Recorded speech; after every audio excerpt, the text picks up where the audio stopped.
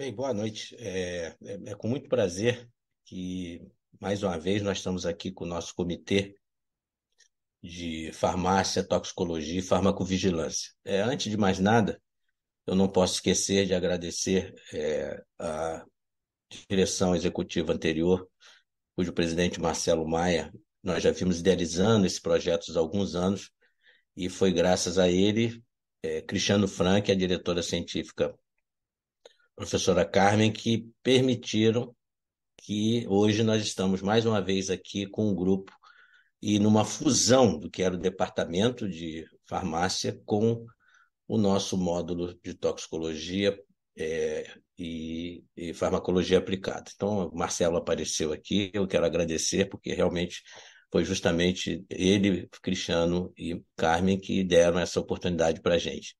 E hoje nós estamos começando justamente com um tema central, que é justamente o objetivo da montagem desse comitê: prevenção de erros de medicação na UTI. E nós temos aqui um time, uma tropa de elite do nosso grupo, e está o professor Huang, que é doutor, pediatra, toxicologista, especialista em toxicologia, está sempre conosco há muitos anos, né, professor Huang.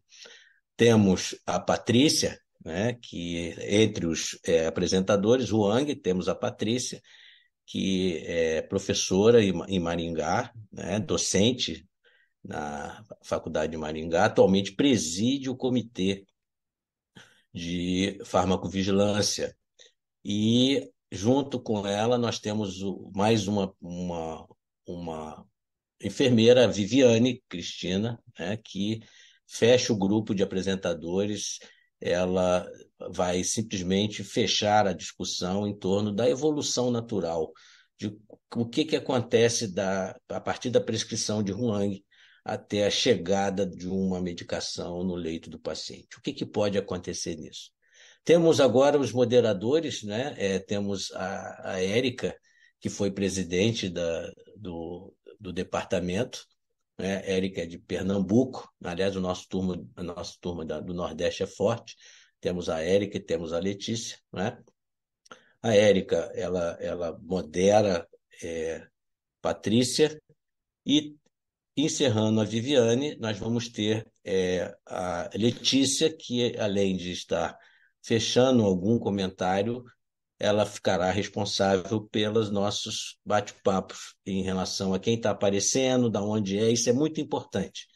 Essa fusão, a montagem desse comitê, tem como objetivo trazer cada vez mais a importância, a força da farmácia e da enfermagem dentro da unidade de terapia intensiva, voltada, obviamente, para a vigilância de prescrição de medicamentos. E temos o Isaac, que modera. Isaac é de Barretos, especialista em medicina intensiva. Ele vai estar junto com o Huang no final do encerramento da fala de Huang. E, com isso, no final, nós vamos abrir, espero que nós tenhamos pelo menos uns 30 minutos para que a gente possa discutir, tirar as angústias. E está aqui, professor Marcelo, mais uma vez agradeço a sua presença. Estenda ao time da tua direção executiva. Uma boa noite a todos.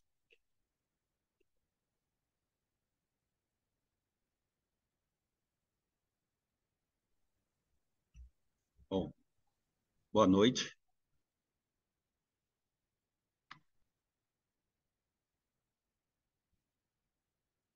Boa noite a todos.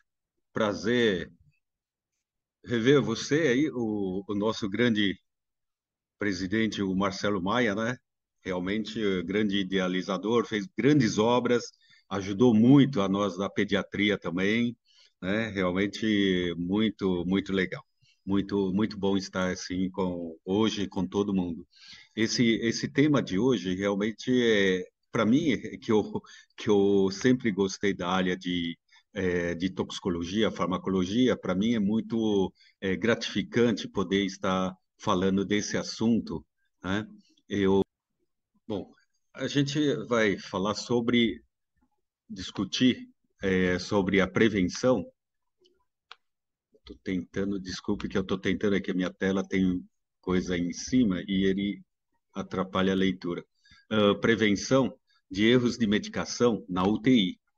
É um tema bastante relevante, né? E antes de mais nada, a gente pode discutir o que seria a definição de erro de medicação. Segundo a Anvisa, que tirou esse conceito, né, do National Coordinating Council of Medication Error Reporting and Prevention, né, na verdade, são os dados mundiais e ele adotou essa definição mundial, né, em que define como erro de medicação qualquer evento evitável que possa causar ou indenizar ao uso inadequado de medicamentos ou danos ao paciente, né? E esses eventos podem estar relacionados à prática profissional, aos produtos, procedimentos e sistema de saúde, incluindo prescrição, comunicação entre profissionais, rotulagem, embalagem, nomenclatura, composição, dispensação, distribuição, administração, educação, monitoramento e uso.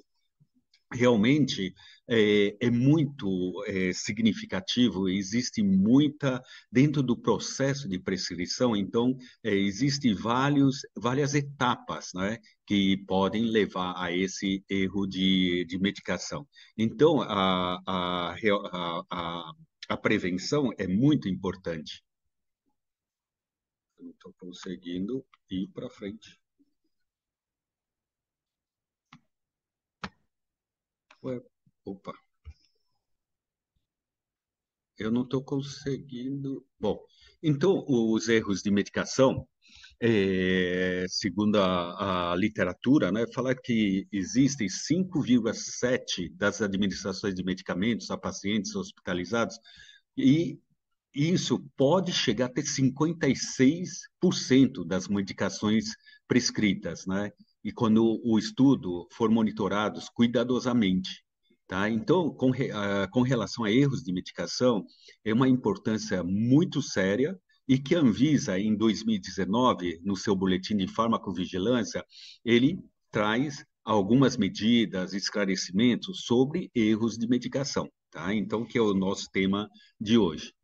E outra coisa para lembrar, com relação à segurança do paciente, que é o norte de toda assistência à saúde, é a segurança do paciente. Tanto que a Anvisa, em 2013, no RDC 36, instituiu a obrigatoriedade de que todos os serviços de saúde devem fazer a criação do núcleo de segurança do paciente, que é para adotar, garantir segurança e cultura de segurança, também criando gestões de riscos e para garantir boas práticas de funcionamento em serviços de saúde, tá? Mostrando a importância, hoje em dia, se discutir a segurança do paciente. E outra coisa, ainda com relação à segurança do paciente, a Anvisa já fala, né, que dos princípios, os 6 principais protocolos que devem ser instituídos dentro do hospital para dar segurança ao paciente, uma delas é o que nós vamos discutir hoje, que é o segurança na prescrição, uso e administração de medicamentos, por causa da seriedade, né? E com relação a esse tema, né, o RDC número 10, quer dizer, número 7 de 2010, já falava da importância de se fazer notificações de eventos adversos, isso dentro da UTI, tá? Então, dentro da UTI, né, esse RDC número 7 se aplica a nós, né, dentro da medicina intensiva, que deu os principais nortes, né, os princípios da organização das UTIs, desde a composição dos seus elementos médicos, enfermeiros, fisioterapeutas, né?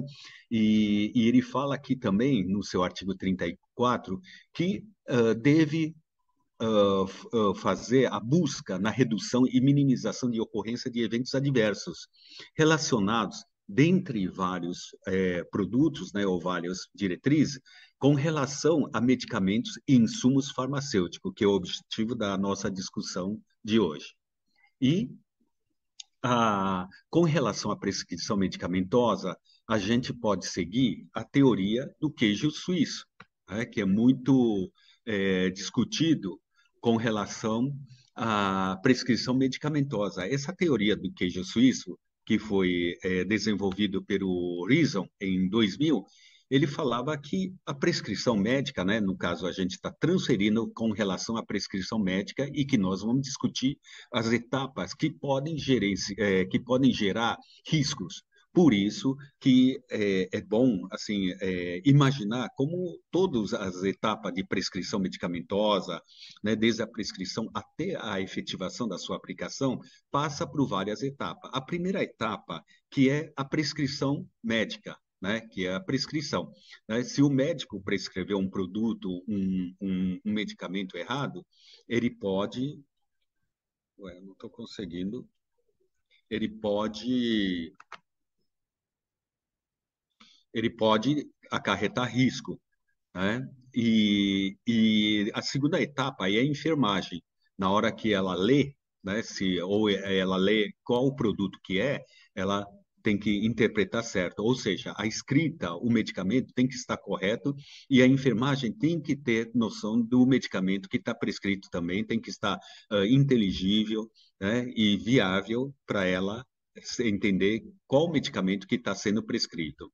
E aí ela vai buscar na farmácia, que é a terceira etapa, aí a farmácia tem que liberar a medicação correta, aquela medicação que está sendo pedida, né, foi prescrita para o médico e que a enfermagem veio buscar, e a farmácia tem que liberar certa. Né? E a quarta etapa, na hora que volta, é a própria enfermagem que vai aplicar essa medicação. Tá? Então, ela tem que aplicar de uma maneira correta também, né? Se na pessoa correta, na diluição correta, em dose adequada e na diluição adequada. Porque se ocorrer alguma falha nessas quatro etapas, pode trazer agravo sério ao paciente, considerado como um evento adverso. E aqui a gente vê, no caso de uma UTI, né, vê quantas medicações, aqui uma UTI pediátrica, quantas medicações, né, estão sendo infundidas na bomba de infusão. Tá? Isso é bastante sério e a gente sempre tem que perguntar: será que está precisando de todas essas medicações? Né? Será que foi verificado checagem das doses com relação à disfunção de múltiplos órgãos? Porque dependendo, né, da disfunção de múltiplos órgãos que ocorrer, a sua farmacocinética vai estar modificada. Então, nós temos que entender que não é só querer a nossa o ideal terapêutico de só administrar de uma maneira interpretando a farmacodinâmica, mas nós temos que também verificar, né, quando o paciente está com falência de múltiplos órgãos, disfunção de alguns órgãos, ela pode ter algum problema na sua farmacocinética. Tá? Depois a gente pode discutir melhor isso. Já nós temos a farmacêutica, né, para interagir sobre esse assunto. E ainda outra coisa, com tantas medicações que a gente está prescrevendo, será que precisamos realmente de todas essas medicações e as interações medicamentosas, né? Como que pode ocorrer? Será que pode tornar sérias ou pode inativar entre elas ou desencadear algum evento adverso? Outra coisa é com fotossensibilidade. Né? Será que todos esses medicamentos estão sendo infundidos adequadamente? Será que tem algum produto que é fotossensível? Né? Se tiver NPP, nutrição parenteral, por exemplo, ele é fotossensível. Né? É, pode ocorrer peroxidação lipídica e aí ser muito danosa ao paciente. E outra coisa, como será que está esse cateter venoso central? Para na hora que você coloca toda essa medicação, como é que vai suportar? Né? E aqui, esse é um outro exemplo também, o paciente que tem que fez que está em pós-operatório cirurgia abdominal com instabilidade hemodinâmica e está em ventilação pulmonar mecânica e recebendo drogas vasoativas, antimicrobiano e nutrição parenteral, né? E aí, o que que vocês estão vendo aqui, né? O que a gente pode ver? Tá vendo esse aqui? Né? Eu sempre, a função do farmacêutico, assim como de todo mundo, toda a equipe, deveria saber que a indicação, por exemplo, a nutrição parenteral, deveria estar sendo infundida aqui na via distal, né? Por quê? Porque está mais próxima do coração e aí seria diluído, é enviado rapidamente, né, para sistema à frente. Enquanto que a parte proximal, né, se você fizer o contrário, porque você inverte, então o que que acontece? Todas essas drogas aqui, antimicrobiano, droga vasoativa, se você infunde na distal, o que que acontece? A proximal, tá? A nutrição parenteral, que é rico em lipídios, proteínas, né, aminoácidos, e aí as medicações vão se ligar ao proteína, lipídio, essas coisas, tá, todas, né? Esses produtos tudo, então vai tornar, vai reduzir a eficácia desses medicamentos, tá? E isso é de fato ocorre. Tá? Então, a gente teria que prestar atenção para isso e também aqui nós temos o equipo, né, conectando da nutrição parenteral, ela tem que estar, né, num equipo foto para produto fotossensível. Tá? Então, a gente vê essas dificuldades que a gente tem. São pacientes grave e precisa de muitas medicações. Por isso que tem tudo isso, mas a gente também tem que saber que pode ocorrer interações e a gente tem que saber a ordem, como administrar a medicação, ou inclusive até de suspender alguma medicação enquanto corre algo mais importante, que nem no caso de infusão, né, de hemocomponentes, principalmente hemácia, papa de hemácia, a gente tem que parar essas medicações, né, ou correr em outra via, porque o sangue tem que ser corrido, tem que ser infundido separadamente, né, na via separada e em no máximo 2 horas, certo? Bom, e aqui, só para exemplificar também a importância de participação de todos os elementos, né, que trabalham no hospital, aqui foi um caso que depois que fiz uma alerta, né, para o pessoal, e o farmacêutico do hospital veio me perguntar, né, começou a reparar nas medicações que ele recebe. Aí ele viu, por exemplo, vancomicina aqui, em dois tipos de apresentação. Olha, é mesmo lote, tá? Validade é igual, só que um, vocês estão vendo, é mais cristalino e outro é mais em pó, né? E qual será que é verdadeiro?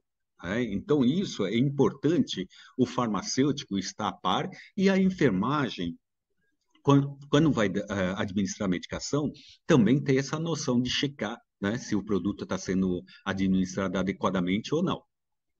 Né? E aqui, né, antes de administrar, também ver se tem corpo estranho dentro desse frasco. Eu estou falando esses exemplos, tá? Isso aqui são eventos, né? Muitas vezes aí tem reação e pensa que pode ser de má administração ou alguma outra coisa, mas isso não tem nada a ver, tá? Isso pode ser falha do produto, então nós temos que fazer essa vigilância também. E aqui, no caso, né?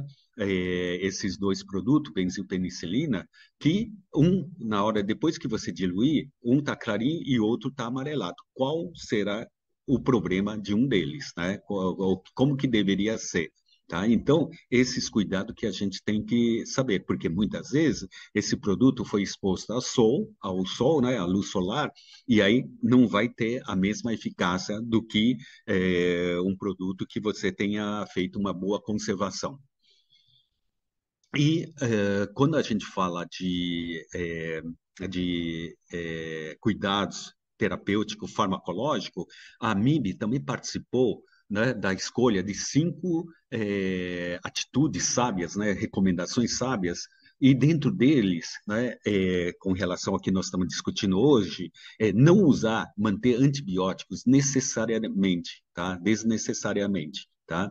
A gente tem que restringir antimicrobiano para pacientes com infecção, sempre observando critérios clínicos e pelo menor tempo possível. Descalonar o espectro de antimicrobiano com as culturas, né? Isso seria a melhor prática, tá? Ainda esses dias, né, estava participando de um evento e aí eu perguntei para os colegas, né? Eu falei, vocês já viram prescrever, por exemplo, ceftriaxone junto com oxacilina? Nossa, para minha surpresa, quase todo mundo falou que sim, né? Que viram isso. Eu perguntei, e aí, o que que vocês acham? por que precisa prescrever os dois, né? E aí é difícil, o pessoal não sabia responder, acha que é melhor para ter maior potência de ação, melhor eficácia. Na verdade, não existe nada que a oxacilina pega, né, germe que a oxacilina pega, que a ceftriaxona não pegasse, né, em termos assim prático, né, de eficácia terapêutica. E apenas é que assim, quando você entra com os dois, porque a ideia é você descanonar. Por exemplo, se vier a cultura sensível à oxacilina, você tira a ceftriaxona e deixa só a oxacilina. A gente sabe que ceftriaxona cefalosporina também são responsáveis, né, o uso indiscriminado pelo aumento, né, das resistências, multiresistências bacterianas. Por isso que a gente tem que tomar essas medidas também. Bom, outra coisa, não usar sedação excessiva, né? É comum hoje em dia a gente ver, nossa, o uso de 4, 5, né, produtos com intenção não só de fazer sedação, às vezes assim, tentando também ainda acrescentar até analgésico, né, opioides, junto com vários outros. Então, o ideal é a gente limitar a sedação, indicação precisa e utilizar a menor quantidade de sedativos possível, manter o conforto do paciente, utilizar escalas para avaliar sistematicamente a titulação das doses, e isso tem mostrado os melhores desfechos clínicos. Então, eu acho que a gente tem que saber usar muito bem, saber para que a gente está usando aquele produto. Então, antes de prescrever, a gente tem que entender o que eu quero que essa droga faça, quais seus efeitos colaterais. Né?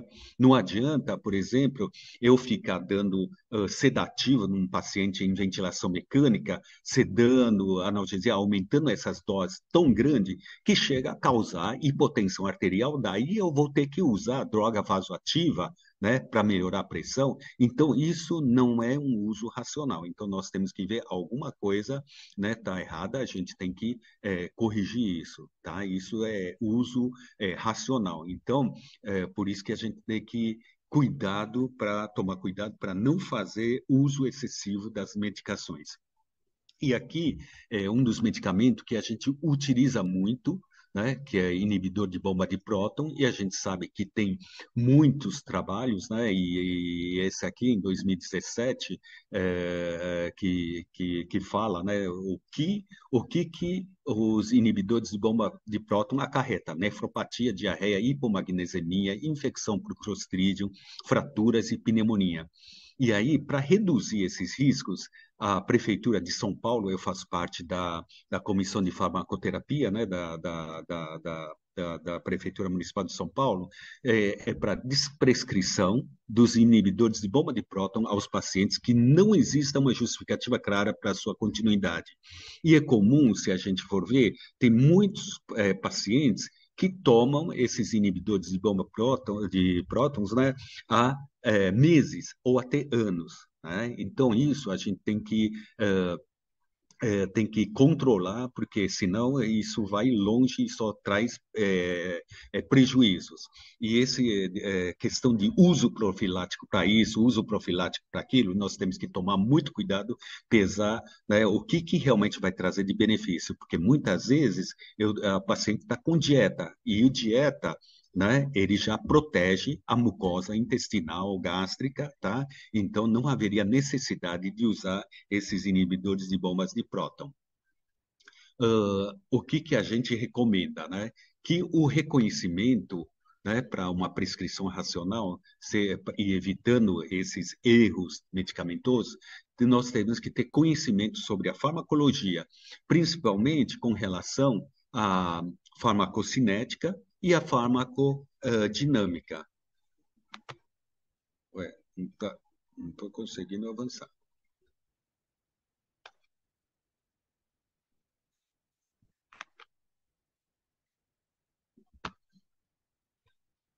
Então, a farmacodinâmica e a farmacocinética. É importante a gente entender um pouquinho, eu vou falar rapidamente, porque deixar mais a Patrícia ver, né?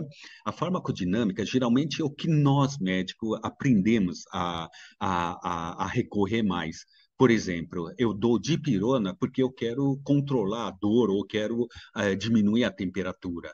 Só que aí a farmacocinética é aquilo que eu tenho que saber também, puxa, como que vai ser absorvida? Será que está em condições de absorver? Como que vai ser a distribuição? Como que vai ser metabolizada? Né? E como que vai ser excretada? Então, eu tenho que conhecer farmacocinética também, porque qualquer uma dessas etapas que o paciente está prejudicada ou tem falha, ele vai prejudicar, na verdade, a nossa farmacoterapia. Então, não é só eu querer pensar nisso, eu vou dar isso porque vai tirar dor, ou vou dar isso que vai melhorar o ritmo cardíaco, vai melhorar a pressão, né? Eu vou eu vou dar nitroprusiato de sódio, né, para controlar a pressão arterial, mas e como é que está sendo metabolizada? Será que não está produzindo em demasia o cianeto? Né, que é uma das maiores causas de intoxicações nos Estados Unidos, né,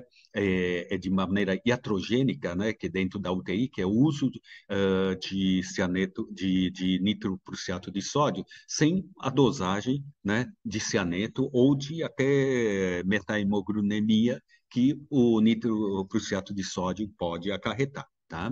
E temos que ter também noções de interações medicamentosas, né? Eu estou prescrevendo quantos medicamentos dessa minha prescrição. Eu tenho que ver como que está interagindo com outras medicações que ele já recebe. Então, antes de entrar com a nova medicação, eu tenho que ver como que vai reagir com relação aos outros medicamentos que já recebe. Noções de reações adversas.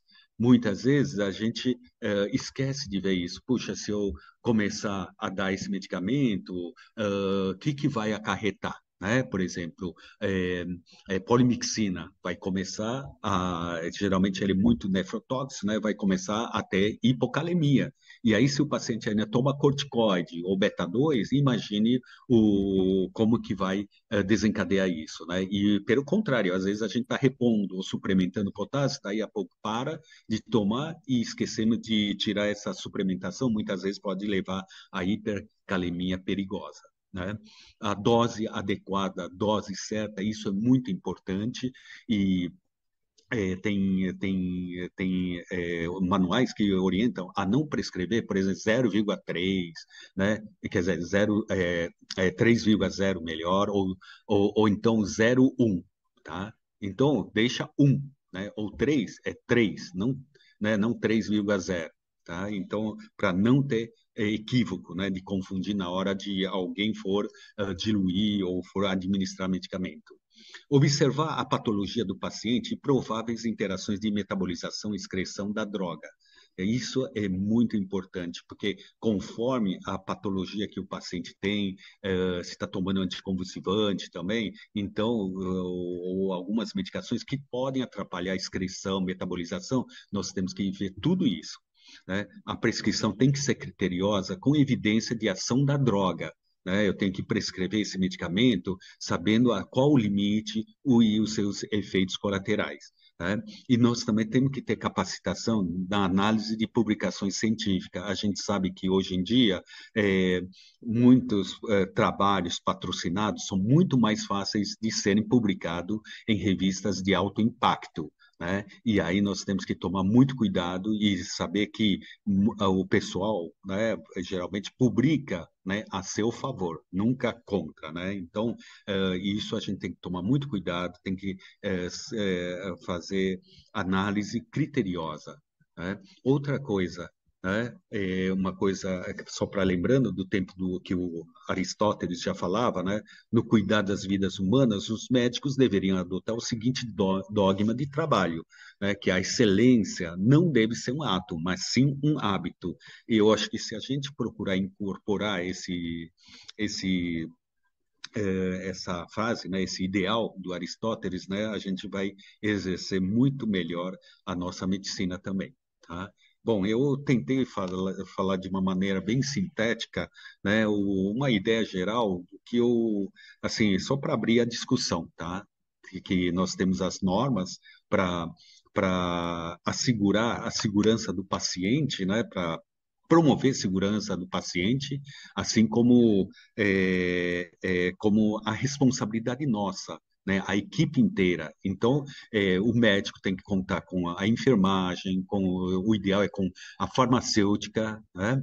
Eu gostaria de encerrar lembrando assim, né, que eu tive a honra, né, de ter feito na minha tese de doutorado que o nosso grande amigo também, o Marcelo Mock, também participou dessa meu trabalho de doutorado, em que era a avaliação de conhecimento farmacoterapêutico do médico, né? E aí mostrando que o médico tem dificuldade em prescrever, isso até hoje. E a minha defesa de tese foi em 2023. Tá? Mas a partir da minha defesa de tese mostrando isso, e foi na época, né, a Anvisa gostou, né, e começou a promover a importância da participação de farmacêuticos clínico, né, e não só farmacêutico analítico. Então, a importância de se valorizar cada vez mais, né, da farmacêutica clínica dentro dos hospitais, né, principalmente UTI. É que eu não sei por que não apareceu um slide em que mostra que a UTI é muito importante a gente ter essa farmacêutica clínica. Né? Eu acho que isso teve uma falha, porque é na UTI que nós usamos maior número de fármacos ao mesmo tempo, tá? É o maior número de fármacos, não só de equipamento, de até de seringa, outras coisas, né? Mas é o local que você utiliza maior número de medicamentos, então que gera esses riscos. Por isso que a gente tem que estar capacitado e nós temos que ter enfermeiras, fisioterapeutas, e eu até brinco, né? Todo mundo que está aí tem que estar vendo se a bomba está correndo certo ou não, né? Tá? Então, eu acho que já falei muito, né? Eu passo a palavra para os meus colegas, né? E qualquer coisa eu fico à disposição depois. Muito Dr. obrigado. Huang, obrigado aí pela apresentação, muito boa, excelente apresentação. Falando desde os aspectos gerais, né, da prevenção de erros aí, até protocolos, a importância das notificações, a importância de usar, às vezes a gente negligencia um pouco a questão dos equipos fotossensíveis com as medicações. E no final o senhor terminou muito bem falando da prescrição racional e a necessidade, né, de um farmacêutico clínico dentro da nossa UTI, certo? É, Parabéns, obrigado e vamos dar seguimento aí à nossa apresentação. Boa noite a todos. Queria agradecer a todos que estão assistindo. Nós estamos aí com quase 100 pessoas na live, né? Mandar um abraço aí para o pessoal de Manaus, Rio Grande do Sul, a nossa colega Carolina de Brasília, meus conterrâneos lá de Recife, enfim, e todos que estão participando aí ativamente na live, né? Se puderem também perguntar no chat, fazer as perguntas lá no QIA, disponível aqui no Zoom. Eu agora, puxando esse gancho, né, que o professor Dr. Huang nos brindou aí, falando sobre a importância da gente discutir essa temática, né, dentro da terapia intensiva, né, a terapêutica, a politerapia farmacológica que a gente tem nos pacientes, a dificuldade de acesso, ele trouxe muito bem, né, a questão das interações, incompatibilidades medicamentosas, fotossensibilidade, enfim. Agora a gente vai trazer brilhantemente aí, né, o nosso próximo ator dessa cadeia medicamentosa, que é o farmacêutico, né? Então, para isso, eu vou convidar a minha colega, professora, doutora e farmacêutica clínica, doutora Patrícia Andriato, que é atualmente a presidente do Departamento de Farmácia da AMIB, né? Ela é professora de farmacologia e terapêutica na Universidade Estadual de Maringá, e ela tem uma experiência aí vasta de mais de 10 anos como farmacêutica hospitalar e clínica, né? Além disso, ela é mestre e doutora também pela Universidade Estadual de Maringá. Então, com a palavra aí, minha colega Patrícia. Boa noite a todos. É um prazer estar aqui hoje, compartilhando um pouco com vocês dessa minha experiência e também trocando experiências, porque eu fui acompanhando a palestra do doutor, que foi muito bem compartilhada aqui conosco, doutor Huang, e o pessoal foi comentando ali também. Doutor Huang, muito obrigada pela sua apresentação. Vai ficar muito mais fácil agora para eu compartilhar com o pessoal. Eu vou compartilhar a tela aqui. Só um minuto. Pessoal, então. como a Érica me apresentou, sou farmacêutica clínica, sou professora aqui na Universidade Estadual de Maringá. Então, para eu trazer esse tema sobre prevenção de erros de medicamentos, né, e prevenção de erros de medicação dentro da unidade de terapia intensiva, obviamente a gente precisa lembrar quem é esse paciente crítico na unidade de terapia intensiva. Por vezes, esse paciente então, está em polifarmácia, como muito bem falado pelo Dr. Huang, o paciente está em uso de sondas, catéteres, o paciente está em ventilação mecânica. Esse paciente, se está em ventilação mecânica, esse paciente está recebendo sedação, analgesia, por vezes está em uso de drogas vasoativas, ou esse paciente está recebendo nutrição parenteral ou está em nutrição enteral. Por vezes, a gente viu isso mais na COVID, paciente sendo curarizado, né, com o uso de bloqueadores neuromusculares. Se esse paciente crítico ele evolui para diálise, isso já é um risco maior para nós, justamente para nós, para o paciente, a gente tem que ter uma atenção muito maior, porque eu preciso saber se esse paciente está recebendo coagulação regional, se esse paciente está em uso de anticoagulantes também em relação a ajuste de dose, dependendo, né, do anticoagulante que esse paciente esteja utilizando, em relação do manejo do uso de antimicrobianos, como muito bem falado pelo Dr. Huang, o paciente crítico ele vai apresentar, por vezes, alterações em parâmetros farmacocinéticos, e se esse antimicrobiano que esse paciente esteja utilizando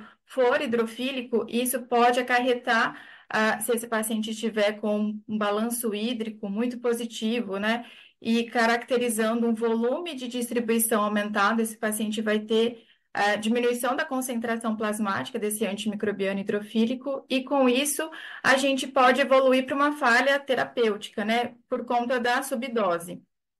A gente precisa também ter o cuidado em relação se estão sendo feitas as profilaxias e de indicação adequadas. Esse paciente dialítico, a gente também tem que ter atenção em relação à restrição de volume. Então, aqui entra o farmacêutico clínico na elaboração de protocolos, em colaboração com a equipe de enfermagem, equipe de médicos também. A necessidade de ajuste de dose, eu preciso saber, né, se ele está em diálise, que tipo de diálise é essa, se esse paciente está em diálise contínua, se é uma diálise intermitente, e da anticoagulação regional que eu já tinha comentado com vocês. E por onde a gente vai começar? Então, se eu estou falando do papel do farmacêutico clínico, muito bem falado pelo Dr. Huang também sobre a segurança do paciente. Então, a gente tem o anexo 3, que traz um protocolo de segurança na prescrição, uso e administração de medicamentos. Então, o farmacêutico clínico, ele vem com essa parte de promoção do uso racional de medicamentos, e também em relação à avaliação dessa prescrição, né? Então, esse protocolo ele tem a finalidade de auxiliar a promoção de práticas que vão estabelecer, então, a segurança desse paciente. Aqui, como o Dr. Huang também apresentou, então, eu coloquei um exemplo, se um paciente necessitar de um antimicrobiano, então, o médico, ele vai fazer a prescrição desse antimicrobiano, a equipe de enfermagem vai realizar por vezes, o aprazamento em relação a qual horário esse antimicrobiano deve ser iniciado, só que, previamente, a dispensação deve acontecer o quê? A revisão da farmacoterapia, a avaliação dessa prescrição pelo farmacêutico clínico, então, se aqui na prescrição o médico teve alguma não conformidade em relação à indicação desse antimicrobiano, dose, se era necessário realizar dose ataque, não foi feito, então tudo que tiver de não conformidade, o farmacêutico tem que pegar. Porque se o médico prescreveu, né? Então, se a gente tem um erro aqui na prescrição, a equipe de enfermagem aprazou, também não identificou, e o farmacêutico clínico não identificou, cada fatia aqui desse queijo, ele vai avaliar o quê? Ele vai representar como fosse uma barreira para não passar o erro até a chegada do paciente. Então, se a gente tiver um erro de prescrição aqui, então é como, né? Se cada barreira dessa não conseguir pegar o erro vai chegar até o paciente e a gente vai ter, então, a realização dessa não conformidade. E quando a gente fala do papel desse farmacêutico clínico, eu estou falando do papel do farmacêutico clínico no ambiente hospitalar, e eu sei que eu estou falando aqui, então, acho que para mais de 80 pessoas, e a gente tem pessoas de diversas regiões do Brasil. Eu acredito que ainda no ano de 2024 a gente pode ter farmacêutico que ele realiza atividades relacionadas. Ele pode estar lotado como um farmacêutico hospitalar e ele também realiza as atividades da farmácia clínica. Então, um profissional que por vezes ele pode estar sobrecarregado e fazendo muitas funções. E claro, a gente pode ter pessoas aqui que trabalham em hospitais extremamente estruturados, onde a gente tem o farmacêutico hospitalar fazendo o papel dele, o farmacêutico clínico desempenhando as suas atribuições clínicas, seja então dentro da unidade de terapia intensiva. Estou falando isso para vocês porque para o farmacêutico clínico trabalhar, a gente tem que ter o trabalho muito coeso do pessoal da farmácia hospitalar também. E o papel do farmacêutico hospitalar, ele também vai contribuir na prevenção, né, em relação a eventos adversos relacionados ao uso de medicamentos. Então, o farmacêutico hospitalar, ele vai ter um cuidado onde? Em relação ao foco na qualidade e acesso ao medicamento. Então, todo o processo da cadeia medicamentosa em relação à aquisição, armazenamento, distribuição, né, a parte, né, voltando aqui, a seleção, programação, aquisição desse medicamento, armazenamento e o sistema de distribuição, isso aqui vai estar sendo realizado pelo pessoal da farmácia hospitalar. Então, aqui tem todas as regulações em relação ao armazenamento desse medicamento. Por vezes, existem inúmeros hospitais, aqui é uma experiência que eu trabalhei tanto no hospital privado quanto no hospital público, da gente ter uma central de abastecimento farmacêutico, onde a gente tem o serviço de unitarização desses medicamentos, a parte de etiquetagem também, o sistema de prescrição eletrônica que tem lá na UTI, tem acesso com o estoque também do hospital. Então, todos os medicamentos de alta vigilância, esses medicamentos recebem uma etiqueta especial para identificação da equipe de enfermagem, equipe médica também. Isso facilita tanto o processo de dispensação de medicamentos e administração de medicamentos. Daí, o papel do farmacêutico clínico ele já está com foco maior no paciente. Então, todos os processos relacionados à individualização da terapia farmacológica para esse paciente, eu vou acabar compartilhando aqui com vocês, tá? Então, os benefícios da presença do farmacêutico clínico na unidade de terapia intensiva, eu vou compartilhar alguns artigos aqui com vocês, que então vai trazer sobre as atribuições clínicas do farmacêutico. Então, a gente tem duas resoluções, a 585 de 2013 e a 675 de 2019, que daí a de 2019 traz as atribuições clínicas do farmacêutico intensivista, né? As atribuições clínicas do farmacêutico na unidade de terapia intensiva. Então, aqui eu trago para vocês alguns artigos que são memoráveis para nós farmacêuticos em relação quando teve a presença do farmacêutico clínico nesses rounds da unidade de terapia intensiva, a gente teve uma diminuição em relação ao número de eventos adversos ao uso de medicamentos, tá? Então, o farmacêutico, se a gente teve a apresentação do Dr. Huang, ele falou, o médico vai fazer a prescrição, então essa prescrição, seja uma prescrição manual ou então uma prescrição feita em prontuário eletrônico, essa prescrição ela deve chegar ao farmacêutico clínico, seja então pela prescrição eletrônica ou então manualmente, e esse farmacêutico ele deve realizar o processo de avaliação dessa prescrição e rever toda a etapa, cada item prescrito, ele precisa fazer revisão da farmacoterapia previamente à dispensação de medicamentos. Então, a gente fala de prescrição segura. Então, o médico fez a prescrição, a farmacêutica, então, vai fazer a validação dessa prescrição e identificado alguma não conformidade, né? Então, se ela não conseguiu contactar esse médico prescritor dentro da unidade de terapia intensiva, ela vai fazer a comunicação via telefônica e vai informar, então, essa não conformidade. Então, o médico ciente dessa não conformidade, ele vai passar uma nova orientação para esse farmacêutico. Então, vamos supor, ele prescreveu a dose de um antimicrobiano em subdose, o farmacêutico fez os cálculos, fez o ajuste ali conversando com o médico vai comunicar, olha, eu vou fazer uma nova prescrição, então esse item vai ser ele vai cancelar na prescrição. E daí, o que que o farmacêutico ele precisa, né? Então, a gente precisa manter uma comunicação não só com o médico prescritor. Então, esse farmacêutico ele vai precisar comunicar à equipe de enfermagem sobre essa nova orientação. Então, o farmacêutico ele sai, né?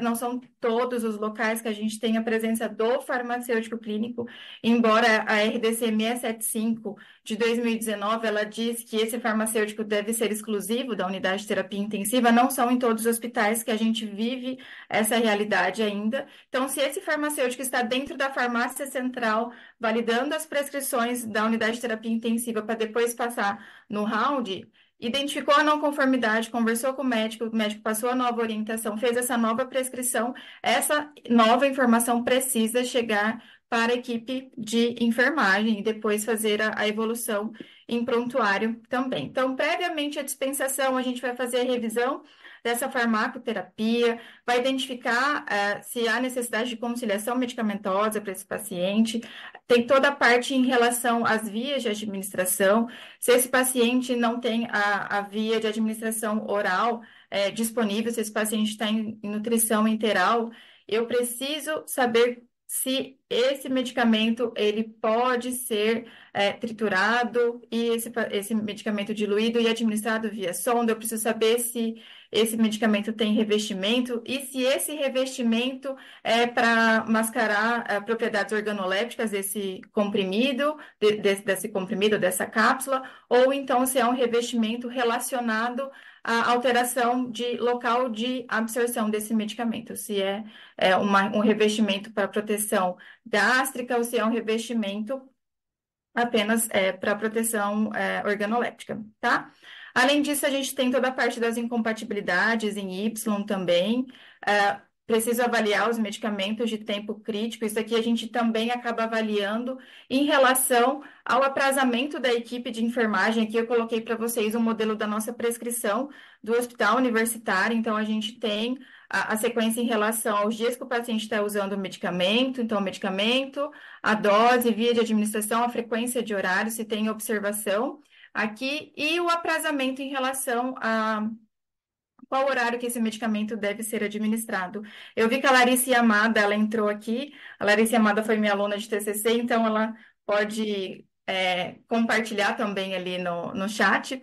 Por vezes a gente recebia prescrições do prontuário eletrônico, o médico gostaria que o antimicrobiano entrasse agora, mas no momento da prescrição ele acabou não vendo que ele prescreveu 10 da manhã e a prescrição saiu com um aprazamento para as 18 horas. Isso também é uma não conformidade em relação ao critério e em relação ao uso desses antimicrobianos, a gente precisa ficar de olho nisso também. Então, em relação à análise clínica da prescrição médica, então, cada item prescrito nessa prescrição, a gente precisa avaliar a indicação, se é... Então, antes de eu ir para a prescrição, eu preciso acessar o prontuário desse paciente, eu preciso fazer todo o conhecimento em relação às patologias desse paciente e comorbidades, tá? Então, eu preciso avaliar se a clínica desse paciente está condizente com o medicamento que foi prescrito. Então, eu preciso avaliar a indicação de cada medicamento que está prescrito. Em relação à dose, a gente fala muito de ajuste de dose para o paciente que está em insuficiência renal ou um ajuste de dose para o paciente que está em diálise intermitente, mas a gente precisa avaliar também situações que o paciente, vamos supor, está com um antimicrobiano hidrofílico e esse paciente está em uso de diurético, e a gente também precisa avaliar o clearance renal desse paciente, porque se esse paciente estiver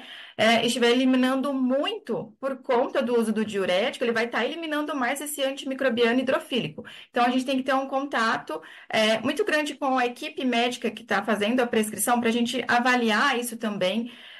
Em relação à dose, relacionada à idade desse paciente, função renal, função hepática, se esse paciente é obeso, a gente precisa fazer um outro cálculo em relação à dose, a necessidade de dose-ataque em algumas particularidades na clínica desse paciente, a gente pode ter a necessidade de realizar a dose ataque, a dose de manutenção também. A gente precisa tomar cuidado em relação à subdose, tanto porque a subdose, se a gente falar no antimicrobiano, eu vou estar fazendo o quê? É a receita por uma catástrofe para esse paciente. A subdose vai ter tanto a parte da falha terapêutica como a indução de cepas resistentes. Ah, então, aqui eu coloquei em relação a essa variação da dose em relação à diálise. Eu preciso ter o conhecimento se o paciente tem hemodiálise intermitente ou se esse paciente está numa prisma, em relação à correção da administração desses antimicrobianos. E, obviamente, a gente precisa levar em consideração as propriedades físico-químicas desse antimicrobiano. Preciso avaliar também, não só do antimicrobiano, mas de outros medicamentos também que podem ter perda pela essa membrana da diálise. Eu preciso saber o tamanho molecular, tá? Então, se ele tem maior de 500 Daltons. Em relação aos medicamentos que precisam de suplementação pós-diálise, aqui eu coloquei um exemplo da piperacilina, tazobactam. Então, a gente vai fazer o acompanhamento diário dessa prescrição. Então, você pode chegar no plantão e esse paciente já iniciou o uso desse antimicrobiano no final de semana, esse paciente evoluiu para diálise e estão fazendo a dose corrigida, mas não estão fazendo a dose corrigida pós-diálise. Então, a gente precisa avaliar isso também. Em relação à via de administração, a gente também precisa fazer essa conferência tanto previamente à dispensação e também no momento do round da UTI, tá? Então, essa via de administração tem toda a parte em relação, ela precisa estar de acordo com o diluente e concentração para infusão desse medicamento, tá? Aqui eu coloquei uma observação em relação à via de administração, que eu cheguei a falar para vocês. Se esse paciente da unidade de terapia intensiva está com a via oral obstruída, né? Obstruída não, indisponível, e daí a gente vê esse paciente com bomba de infusão, paciente em uso de sonda nasointeral, e a gente precisa saber, esse medicamento que está prescrito está na forma farmacêutica de cápsula gelatinosa, é um comprimido de liberação controlado, é um comprimido de liberação entérica. Esses medicamentos eles não devem ser utilizados via sonda nasointeral. Tem um outro cuidado que se a gente está falando de prevenção de erros dentro da unidade de terapia intensiva, eu preciso levar em consideração também a diluição de medicamentos, tá? Então, eu preciso saber se esse paciente está com acesso periférico, se ele está com acesso central, para a gente avaliar também em relação à diluição. Além disso, eu preciso saber se o diluente que foi prescrito, ele tem compatibilidade com o medicamento prescrito para a gente, então, liberar esse medicamento. Por vezes, um outro ponto que eu posso fazer aqui com vocês também, na forma de prevenção de erros, é a gente ter um prontuário eletrônico. Então, eu já trabalhei com TASI no hospital privado, eu adoro o TASI, porque lá eu demorei 6 meses para fazer toda a parte de construção junto com o pessoal da TI. Então, lá a gente cadastrou o quê? Todas as diluições padrões, isso dentro da unidade de terapia intensiva, para droga vasoativa, para os antimicrobianos, para sedativos. Então, isso facilita muito a equipe médica também, né? No momento da prescrição.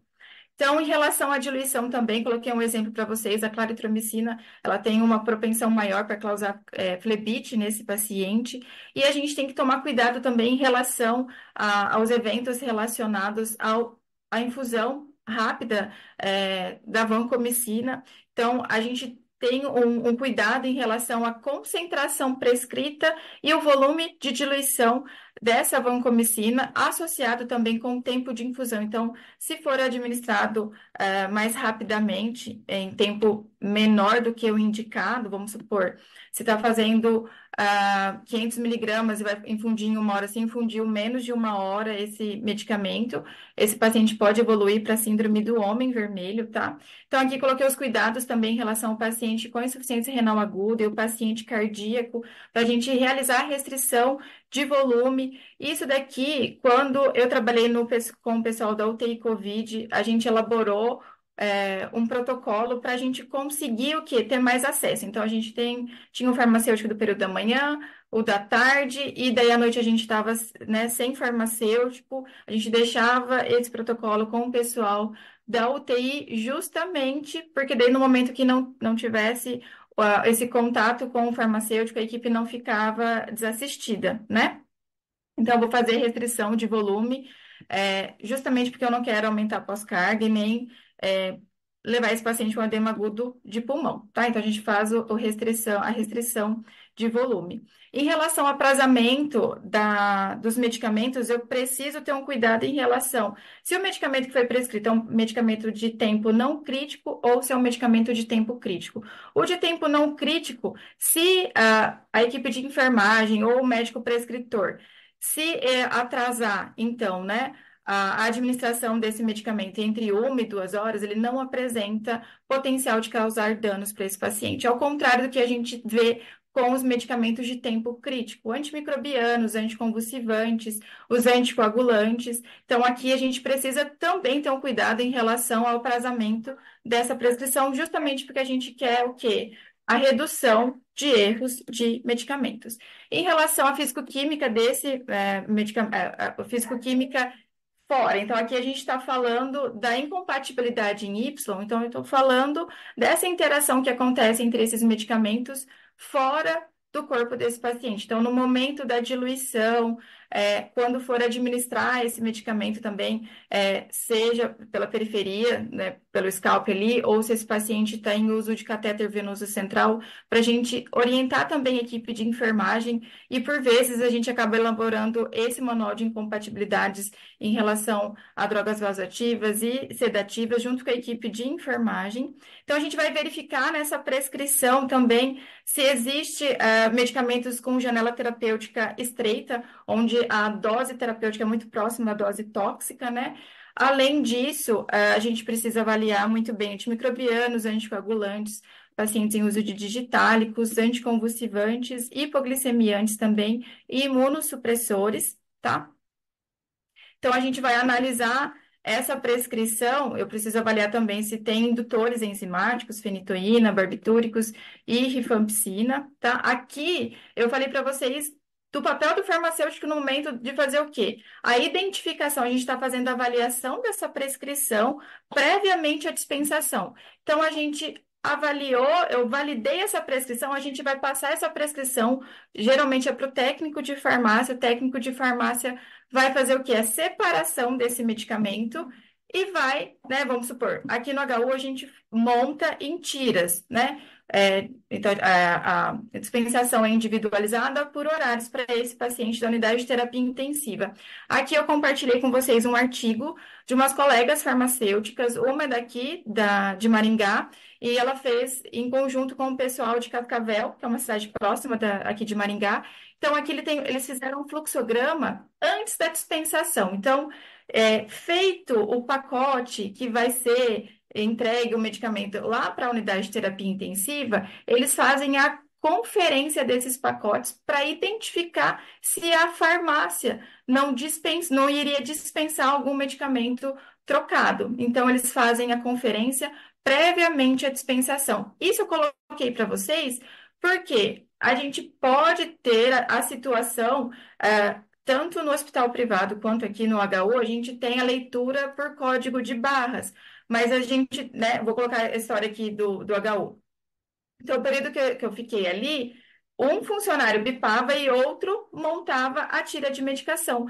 Por mais que a gente tenha, a gente vai bipar o código de barras desses medicamentos, eu posso ter o funcionário que, por engano, ele inverteu a bandeja do leito. Então, ele faz a tira do leito do paciente José do leito 3, na tira do paciente da Maria José do leito 2.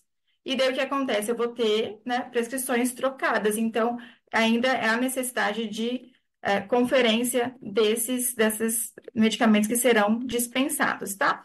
Aqui eu coloco como uma continuidade para a gente prevenir a presença de erros dentro da unidade de terapia intensiva, é o acompanhamento farmacoterapêutico. Isso daqui também eu coloco que auxilia a gente na visita multidisciplinar. Então, como eu falei para vocês, da Larissa, a gente tinha as fichas desses pacientes da UTI COVID. Então, tinham pacientes que ficaram 20 dias com a gente, 30, 40, 60 dias, e diariamente a gente preenchia essa ficha fazendo acompanhamento farmacoterapêutico, justamente porque a gente conseguia identificar tanto a parte de descalonamento, escalonamento de antimicrobianos, se esse paciente apresentasse alguma farmacodermia, era muito mais fácil a gente fazer a parte da revisão para esse paciente, o acompanhamento em relação ao folião da enfermagem, em relação ao balanço hídrico desse paciente, para avaliar também a alteração em relação ao volume de distribuição desse paciente, tá? Aqui eu coloquei para vocês o modelo da ficha, né, que a gente usou por muito tempo no hospital universitário durante a pandemia. Então, aqui, finalizando, então, a gente sempre vai pensar em prevenir, né, a presença, né, de erros com o uso de medicamentos, então a gente precisa prevenir. Como que a gente vai prevenir? Fazendo todo o processo, nossas atribuições clínicas dentro e fora da unidade de terapia intensiva. A gente precisa monitorar isso também, intervir quando necessário, e a gente tem que ter o sistema de registro de erros e também toda a participação do farmacêutico clínico na elaboração de protocolos de antibiótico profilaxia, uso de protocolos de diluição de medicamentos também, e eu fico à disposição para responder as perguntas no final. Pessoal, muito obrigada. Eu queria agradecer a brilhante palestra, né, da doutora Patrícia, principalmente porque ela nos brindou aí com riqueza de detalhes, né, percorreu toda o checklist do Fast Hug, mais todos os detalhes, todos o passo a passo do protocolo de segurança, do uso seguro do medicamento, né? E acho que o que você trouxe de melhor, assim, de mais para que a gente possa fixar essa diferença do papel do farmacêutico, né? O papel do farmacêutico clínico, mas também a diferença dos papéis do farmacêutico hospitalar e do farmacêutico clínico, a complementariedade das funções desses dois nichos de atuação do farmacêutico e as diferentes realidades, né, que a gente tem no Brasil.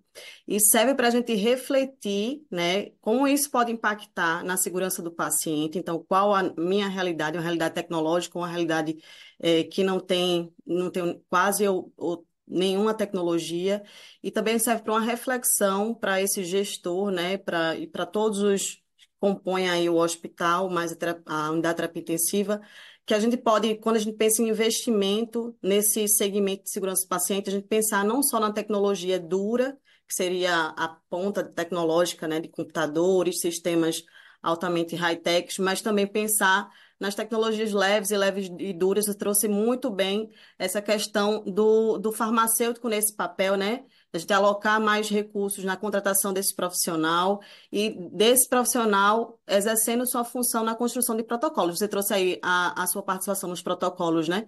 De restrição hídrica, né? A questão do ajuste de dose de medicamentos para função renal. Então, excelente palestra, tá certo? Eu queria convidar agora a minha colega Letícia para dar seguimento à apresentação. Boa noite a todos. Para a gente concluir, né, esse raciocínio, vamos dizer assim, mais teórico sobre quais as nossas estratégias na prevenção de erros de medicação em UTI, vamos continuar esse momento com a doutora Viviane, que é enfermeira intensivista, né, pela AMIB, é extremamente capacitada e tem uma vasta experiência para compartilhar aí com a gente. A doutora Viviane também é mestre pela Escola de Enfermagem de São Paulo. E vamos aí ver essa outra abordagem, esse outro lado, essa outra estratégia de prevenção dos erros. Doutora Viviane, pode ficar à vontade. Obrigada, gente. Vocês me ouvem bem? Sim.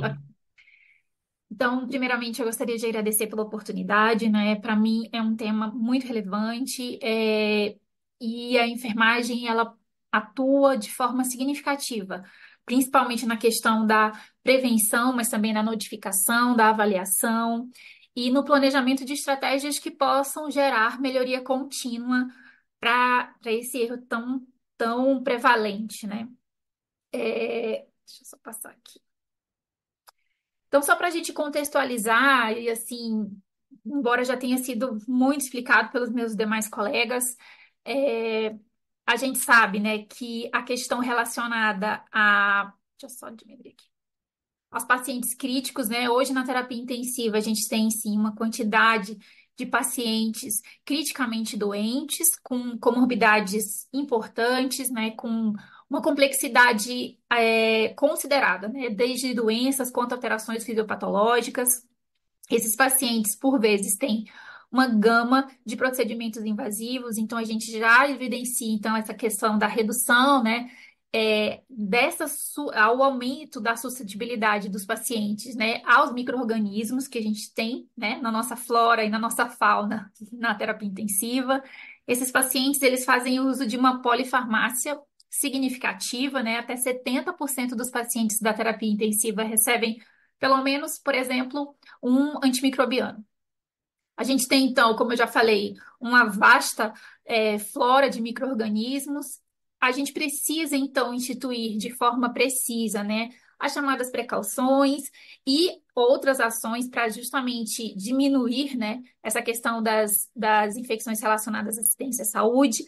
A gente tem uma equipe interdisciplinar, né, e aí a gente tem um grande problema que habita nossas unidades de terapia intensiva, que é a comunicação.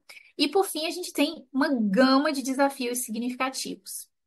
A gente já sabe, né, que os erros de medicação, hoje eles estão entre 30% a 50% dos erros da assistência médica na assistência à saúde.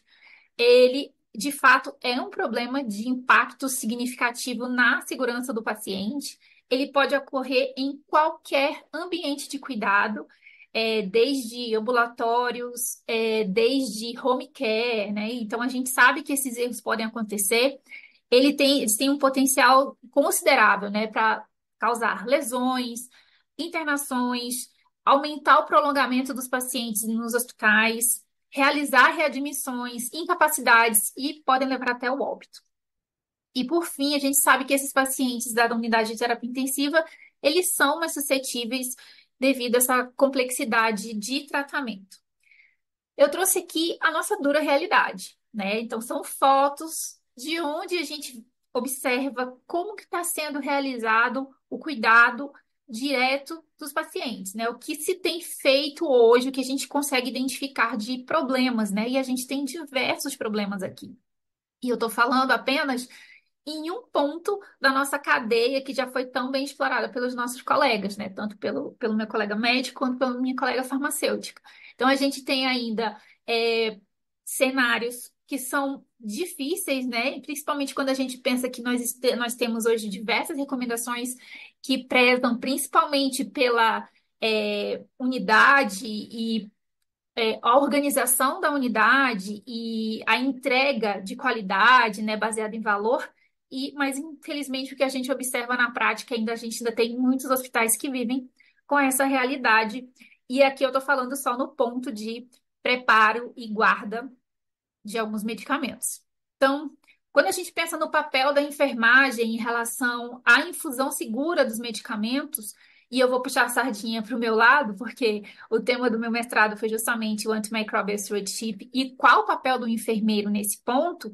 Pensem bem que a enfermagem, ela tem um papel muito significativo, né? De um lado, para o controle eficaz das infecções relacionadas à assistência à saúde, e do outro, na prescrição e administração adequada dos medicamentos, obviamente, dos antimicrobianos. E quando a gente pensa nisso, os antimicrobianos, eles são implicados, sim, em até 22% dos erros de medicação nos pacientes, né, em terapia intensiva.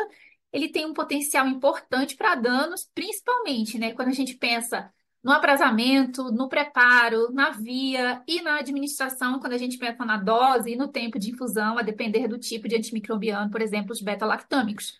Tudo isso vai contribuir, pode contribuir, então, para o aumento significativo da resistência. Esse livro, ele é muito interessante, vale a leitura, né? E ele fala muito sobre um problema que aconteceu com com o chamado errar humano, né? O que aconteceu? Será se hoje, na atualidade, a gente consegue, depois de todos esses guidelines, depois de todas as linhas de cuidado, depois de recomendações, será se a gente de fato consegue dizer que os pacientes estão mais seguros hoje? Essa é uma pergunta que eu gostaria que vocês conseguissem refletir no final da nossa aula. E esse livro fala muito sobre esse termo, que é a chamada corporativização dos sistemas de saúde. E ele fala o quanto foi prejudicial, na visão, no caso do autor, a questão de gestão por processos, onde se colocou muitos processos e fragmentou-se o cuidado, na visão, obviamente, do autor. Isso aumentou a quantidade de compartimentalização. Então, os profissionais hoje só enxergam a minha caixa. Só o que é importante é a minha caixa. Com isso, em alguns tipos de cenários, a gente observou que os erros têm, de fato, aumentado. E não é relacionado à notificação, tá? Porque essa corporativização dos sistemas de saúde aumentou a questão dos processos judiciais, a aversão ao risco clínico, né?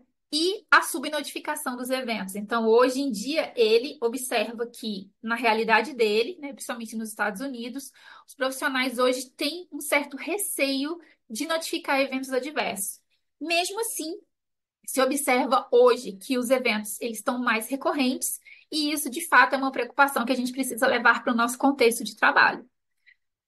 Eu vou trazer, e a gente nem combinou, né, de fazer nada parecido na aula, mas assim, não tem como a gente falar, né, de erros relacionados à administração de medicamentos e não falar das questões relacionadas à multifatorialidade que eles estão inseridos. Então, é sempre bom a gente lembrar que os erros, né, eles são uma série de eventos que têm um potencial importante, né, para superar todas essas barreiras.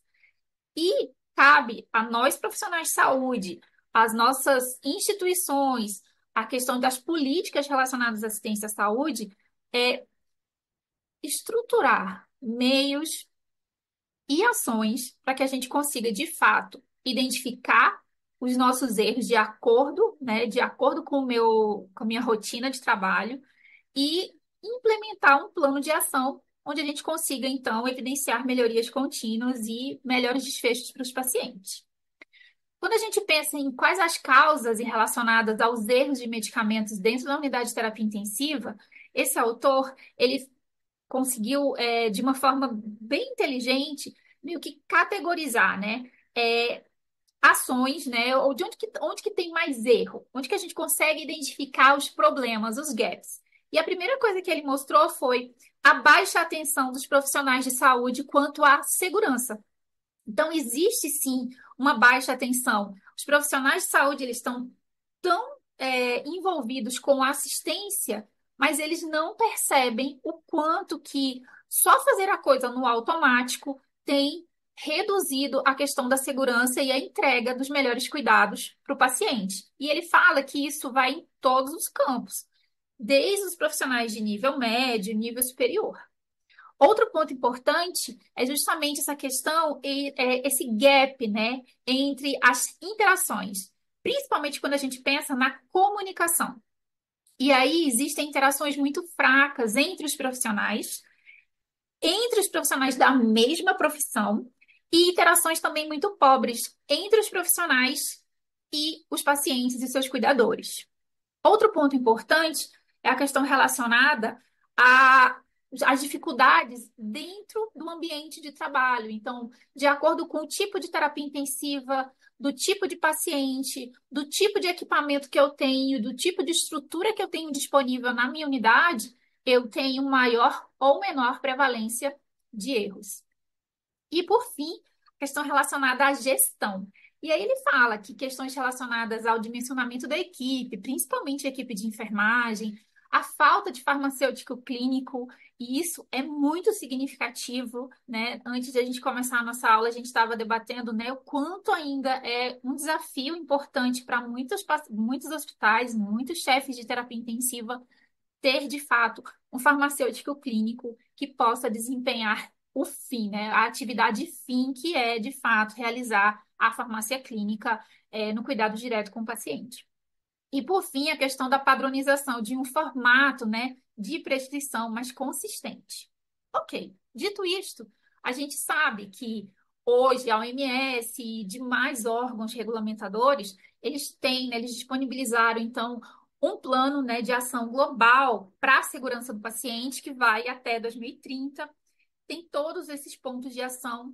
E eu gostaria sempre de reiterar na questão das políticas, né, para eliminar danos evitáveis, principalmente danos relacionados à administração dos medicamentos. Processos com maior segurança, né? Então, processos clínicos de forma segura, sistemas de alta confiabilidade. E quando eu penso isso, sempre fazendo o link entre o que a gente tem hoje na assistência à saúde, linkando com o que a gente tem hoje de tecnologia que pode nos auxiliar. O envolvimento da família, né? E do seu acompanhante e do seu paciente, justamente para que ele consiga também se inserir no cuidado e ser também um agente de autocuidado. A questão da educação, habilidade, segurança dos profissionais de saúde, né? Hoje, e eu falo isso enquanto enfermeira assistencial, saber as nossas limitações, os nossos desafios em relação ao conhecimento dos medicamentos, das categorias dos medicamentos, a forma adequada de preparar, acondicionar, transportar, administrar. Então, tudo isso precisa ser levado em consideração e, assim, a enfermagem, ela precisa, sim, ter esse embasamento teórico, né? Tanto de farmacocinética, farmacodinâmica, para que a gente consiga, de fato, agir de uma forma mais consciente em relação a processos de segurança na administração dos medicamentos. A questão de informações, pesquisa, gerenciamento dos riscos e, por fim, essa sinergia, né? Como eu digo, nós, como profissionais de saúde que atuamos de forma interdisciplinar, na verdade, nós temos responsabilidade solidária, né? Em cima, um compromisso, né? Do melhor cuidado para o paciente. E a OMS, então, ela tem um framework que fala sobre a medicação, né, livre de erros, livre de potenciais erros para os pacientes. Lembrar que segurança na prescrição, no uso da administração de dos medicamentos, é a terceira meta de segurança do paciente, né, a meta internacional de segurança. Então, quais são os pilares para que a gente consiga, de fato, ter uma prevenção efetiva na nossa unidade? Primeiro, clareza e compreensão dos fatores que contribuem para os erros de medicação. Isso é muito importante. A gente precisa conhecer. Temos um problema? Ok. Se nós temos um problema, a gente precisa então conhecer quais são os fatores que contribuem para esse problema. E aí a gente pode usar aquelas estratégias dos 5 porquês.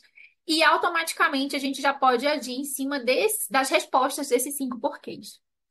Em segundo passo, alinhamento com profissionais em um todo contínuo de cuidados. Então, a gente precisa ter alinhamento de padronização de políticas, instruções de trabalho, protocolos, rotinas, produtos, insumos, para que a gente consiga, de forma padronizada, conseguir fazer um alinhamento, então, de condutas.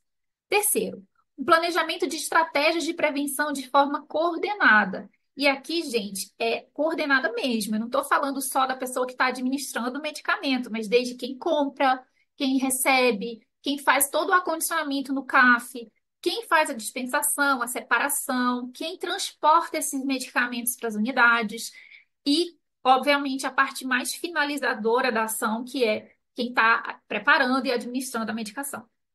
E, por fim, alinhar a cultura de segurança organizacional e o ambiente de trabalho. É muito importante. Qual o core business da minha instituição? Né? É como aquela pergunta, né? O que eu quero ser quando crescer? É bem semelhante. Então, primeira coisa que nós, enfermeiros, né, deveremos fazer sempre, tá? Avaliar o paciente. Óbvio, a gente precisa saber qual é o diagnóstico, quais as comorbidades, quem é o meu paciente, quais os medicamentos de uso contínuo que esse paciente faz. Se foi feita reconciliação e a gente pode participar dessa etapa da reconciliação. Qual é o histórico de alergias que esse paciente tem, tá? E quais os dispositivos invasivos que esse paciente dispõe. Então, é muito importante quais são os dispositivos. Por quê? A gente sabe que um dos grandes problemas é erros justamente na administração dos medicamentos, em trocar as vias venosas e arteriais. Então, a gente vai precisar ficar atento a isso. Em relação à avaliação do histórico de alergias, o enfermeiro, ele é, sim, um protagonista na identificação disso. Então, essa questão da rotulagem, né, de alergias, e aqui eu trouxe muito para o caso da alergia, por exemplo, à penicilina. Então, a gente precisa estar muito relacionado ter um protocolo de identificação adequada desses pacientes, ter a chamada educação, ter um registro adequado e ter a chamada retroalimentação. A gente vai precisar ter indicadores que consigam mostrar para o pessoal da assistência que a ação deles em identificação das alergias tem um resultado. Então, eles precisam estar motivados. Outro ponto importante, né? A utilização de software de suporte, tanto à decisão quanto à prescrição médica. E eu não estou entrando aqui na seara, então, do meu colega médico, mas lembrar que alguns pontos, como essa questão da prescrição adequada, né? E nos sistemas de manejo, né, eletrônico de medicamentos, podem ajudar a evitar quaisquer tipo de erro em relação à escolha ou à prescrição do medicamento.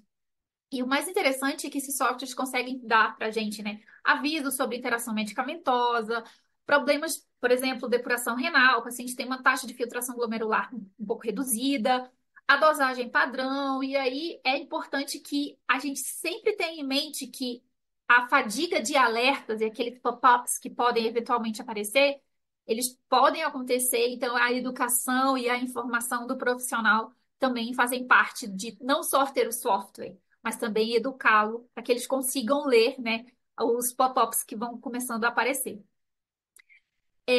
A questão da dose individualizada, né? A gente sabe o quanto isso é importante, quanto foi um avanço em relação à segurança da dispensação da dose adequada do paciente.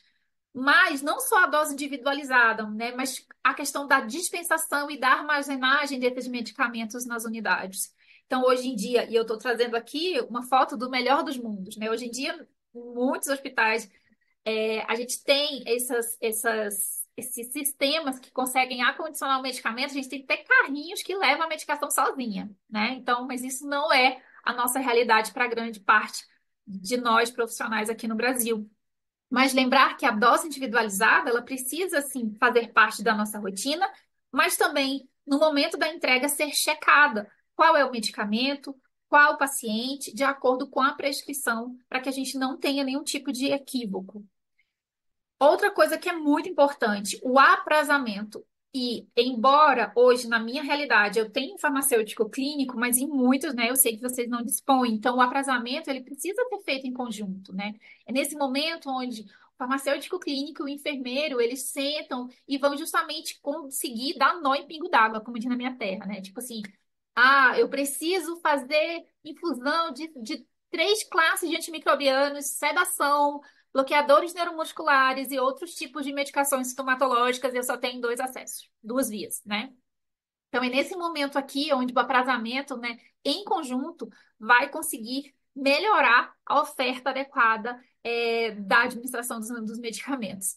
A dose de ataque, e aí eu vou levar de volta para o meu peixe dos antimicrobianos, né? A dose de ataque, ela precisa ser iniciada o quanto antes. Então, a gente parar de ficar aprazando simplesmente naqueles horários que já são de praxe na UTI, né? Então, meio-dia, 18, não existe isso aqui para antimicrobianos, então a dose de ataque é no menor tempo possível.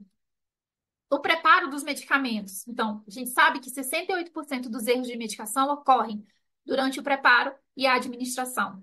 E aí, lembrar que o preparo precisa acontecer imediatamente antes da administração. A gente vai precisar, sim, de uma área dedicada e equipada com, de fato, EPIs adequados, uma boa área de higienização de mãos. Em algumas instituições, a gente tem os carros de preparo, onde a gente tem, por exemplo, um dispenser de álcool em gel, que vai poder facilitar essa questão da higienização das mãos. Muita atenção com leitura cuidadosa, atenção com a rotulagem, atenção com a leitura da prescrição e atenção com alertas, né? Os alertas de alergia, para que a gente não cometa erros de diluição, rotulagem, isso é comum, né? Em relação à diluição dos antimicrobianos, né? Aqui é outro ponto que precisa ser levado em consideração. A gente sabe que a gente tem antimicrobianos que demoram décadas, né? Com a gente fazendo aquele movimento muito cuidadoso, né? Sem chacoalhar a medicação. E aí é importante, sim, que a gente tenha esse cuidado de fazer a diluição adequada, de acordo com a prescrição e principalmente de acordo com o manual de diluição, que sem dúvida deve estar disponível na instituição que foi criada, né, pelo corpo de farmácia do hospital. A questão com volume residual, né, não deixar volume residual nos frascos de soro, principalmente quando a gente pensa que vai ter sim um pouco a negligenciação, né, da administração do volume total que foi prescrito. Uma das ideias é, de fato, fazer uma lavagem, né, do volume residual. E esse artigo aqui, ele foi muito legal, porque ele fala sobre instrumentos que podem facilitar essa questão da redução dos erros de administração de medicamento. Então, nesse hospital em Roma, eles fizeram uma padronização de método de administração de medicamento para uma UTI cardiológica. Então, eles colocaram posters, tabelas, principalmente no point of care, ou seja, próximo ao preparo e administração dos medicamentos, contendo informações, né, sobre os medicamentos. E eles observaram que reduziu de forma significativa, né, em até 25%, os eventos adversos relacionados à medicação, com também a participação efetiva dos enfermeiros.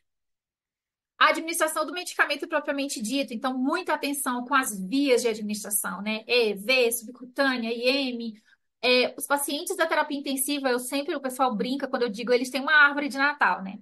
Porque múltiplas vias, muitas dânulas, muitos extensores, então a gente precisa, de fato, identificar os extensores e as dânulas no ponto onde o equipo está se encontrando com a via. Atenção com fluxo de infusão, e daqui a pouco eu faço uma parte em relação às bombas, e principalmente aplicar a chamada técnica asséptica do não toque, né? O ANTT, ele fala muito sobre o emprego adequado da precaução padrão, né? Uma boa higienização de mãos, a utilização de luvas, né, e avental e óculos de proteção, a depender do risco que você tenha em contato com o paciente, mas também realizar o descarte apropriado. Quando a gente pensa no administrar o medicamento, obviamente, a gente já pulou a etapa de ter, sim, o dispositivo, né? Mas não é só ter o dispositivo certo, para o paciente certo, no momento certo. Ter, sim, o dispositivo certo para o paciente certo, no momento certo, com a equipe certa. Então, esse é um mantra, né, para quem cuida de terapia infusional. E aí, por fim, essa questão das conexões. E eu trouxe especificamente as conexões quando eu estou falando de terapia enteral, né? Quando eu penso de nutrição enteral, então a gente precisa ter muito cuidado, né? Principalmente quando a gente está fazendo, então, a administração de medicamentos junto, próximos às sondas. Então, hoje a gente sabe que a conexão enteral, ela já mudou. Óbvio que isso não é uma realidade para todos os municípios, né, e hospitais do Brasil, mas que hoje a gente tem conexões seguras, mais seguras, né, com cores diferentes, com conexões distintas que vão vão mitigar esse risco de infusão inadvertida, né, de dieta. E as chamadas bombas inteligentes, né? Então, a gente sabe hoje que elas são maravilhosas, elas ajudam, elas têm uma biblioteca de fármacos esplêndida, porém, as bombas, tá, não são o melhor para evitar sozinhas, né? A tecnologia sozinha, ela não vai evitar eventos adversos relacionados à administração. Então, a gente sabe que ainda existe uma falta de conhecimento sobre os princípios de infusão, atribuída em grande parte nessa questão da educação e do treinamento, que muitas das vezes se padroniza o equipamento e o treinamento é feito de forma ineficaz, né? As pessoas, nem todo mundo foi treinado. Então, os maiores problemas identificados são inserção do conjunto de infusão, não sabem fazer o prime, não sabem, né, eliminar o espaço morto. Muitas das vezes causam infusão de ar, programação, né, problemática e erros de conexão também. Quando eu digo para vocês que o paciente pode ter uma árvore de Natal, é basicamente isso aqui que eu estou me referindo, né? Então, uma das chaves, e esse guia rápido aqui, ele é bem interessante porque ele fala isso, né? Então, a gente pode rotular as infusões conectadas ao paciente, e ele fala para rotular próximo ao copinho, né, de infusão, e também próximo ao local de conexão do catéter. Rotular em 2 locais, né? Usar rótulos pré-impressos e padronizados, identificar dispositivos venosos e arteriais, alinhar frasco, bomba, catéter. Embora possa parecer assim absurdo o que eu estou falando, né? Mas muitas vezes a gente vê que às vezes as equipes estão passando por cima do paciente, então a deixar tudo alinhado. E hoje a gente tem muitos laços de velcro, né? Que podem juntar todos os equipes para ficar uma coisa mais organizada. Checagem da administração, né? Então, hoje a gente tem a tecnologia que pode nos auxiliar, então a checagem ou double check podem nos auxiliar com essa questão do código de barra, onde você bipa, né, o medicamento, a pulseira do paciente, o seu crachá. Registrar a informação, gente, é prioritário. Então, aquilo que não está escrito não aconteceu, né? Isso é um fato. Então, clareza com as informações claras e completas. E, principalmente, eu não tenho checagem com código de barra, fazer a checagem de forma perceptível, visual, saber quem fez o medicamento, que horas. Comunicação, né? Eu digo que é a pontinha do iceberg. Então, a comunicação, ela precisa ser, como eu posso dizer, incentivada, né? Em todos os momentos, nos rounds, nas reuniões clínicas, no momento de handover, o paciente saiu da emergência, foi para a UTI, ou saiu da UTI, foi para a internação, ou saiu da internação, foi para o ambulatório. A questão da passagem de plantão é um problema muito sério em relação à enfermagem, né? Porque se passa o plantão dizendo assim, olha, não aconteceu nenhuma intercorrência. Ponto. E aí a gente tem, né, em relação ao handover, a gente tem algumas ferramentas, quanto o iPass, peço desculpa, está faltando o último S, e o ISBAR, que podem auxiliar, né, de forma organizada o registro dessa passagem. A educação é fundamental, é o pilar fundamental em relação à redução de eventos adversos, quando a gente pode optar por simulação, estudo de caso, cenários de problemas, cenários de representação de papéis, discussão, debates, demonstração, modelagem, realidade virtual, né, e jogos. Então, hoje a gente tem a tecnologia pode nos auxiliar nisso de forma brilhante. E educar o paciente também, sempre. Paciente que conhece, né? Obviamente, quando o paciente consegue, né, ter cognição suficiente para ser educado, sim, a gente precisa educar o paciente, ou acompanhante, ou cuidador, de forma consistente.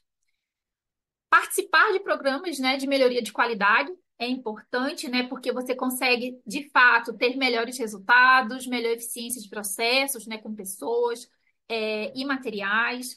A gente sabe que esses programas de melhoria, ele, na verdade, são conjuntos de atividades que são bem focadas, né, projetadas para que a gente consiga, de fato, monitorar, avaliar, sugerir melhorias contínuas, né, reduzindo o desperdício e melhorando a experiência do paciente.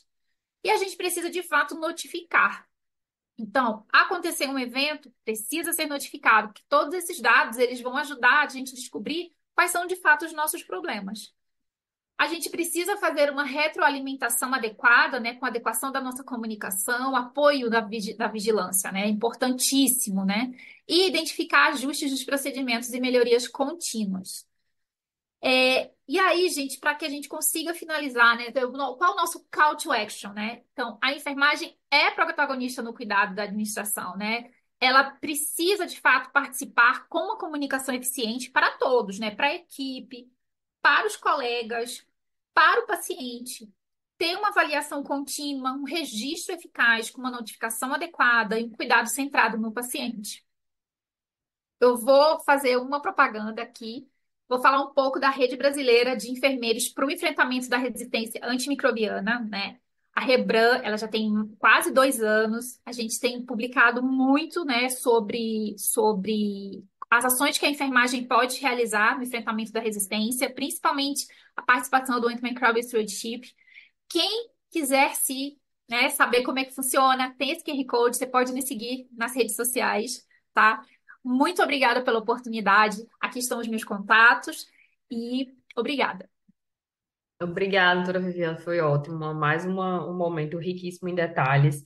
Eu vou até aproveitar o comentário da Júlia, que está no chat, que ela colocou que é muito legal ver como o papel de cada profissional se interliga. E como esse raciocínio demonstra de uma forma muito interessante. E eu acho que a sua palestra, assim como a da doutora Patrícia e do Dr. Wang, foram muito esclarecedoras, tanto nesse sentido de que cada profissional tem a sua expertise para lidar com uma parte do processo, mas eu acho que, no geral, todos nós, eu acho que a gente ouviu muito de prevenção, de otimização, de gestão de qualidade. A gente ouviu muito em o quanto se pode fazer para que aquela não conformidade chegue a causar um dano ao paciente ou então quase causar, né?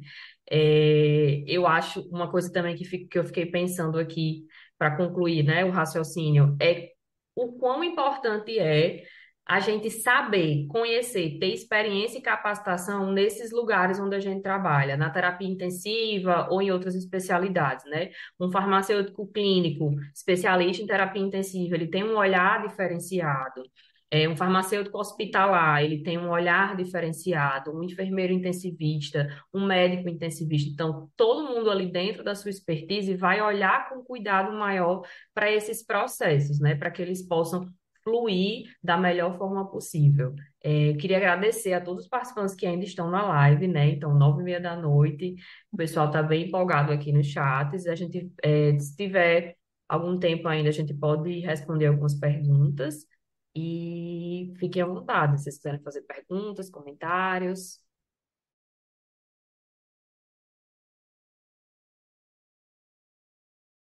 Doutor Gerson, alguma contribuição? Seu microfone está desativado. Agora está funcionando? Ótimo. Eu acho que foi muito bom a maneira como nós nos apresentamos, porque você resumiu num texto de uma ouvinte o que realmente é necessário para uma UTI funcionar de forma integrativa, né, interdisciplinar. Eu acho que eu não tenho nada a acrescentar, eu só fico, repito, mais uma vez, feliz de estar esse time aqui com a gente e com certeza teremos mais oportunidades de estarmos juntos, né? Com certeza. Tivemos algumas perguntas aqui no QIA, mas algumas já foram respondidas, eu vou tentar abrir um pouco para o Dr. Huang e para a Patrícia, que foram quem acabaram tocando mais nesses assuntos, né? Em relação, algumas pessoas perguntaram em relação a dispositivos de infusão. Então, se vale a pena eu pensar em colocar um dispositivo duplo lumen ou alguma tecnologia com mais lumens para evitar essas interações. E no caso de pacientes com alguma restrição de volume ou pacientes dialíticos, se isso interfere, né, tanto a questão da infusão dos medicamentos quanto o aprazamento que a Patrícia falou. Então, se vocês puderem trazer alguma explanação nesse sentido dos dispositivos de infusão e dessa questão das doses de medicamentos relacionados à hemodiálise ou outras diálises.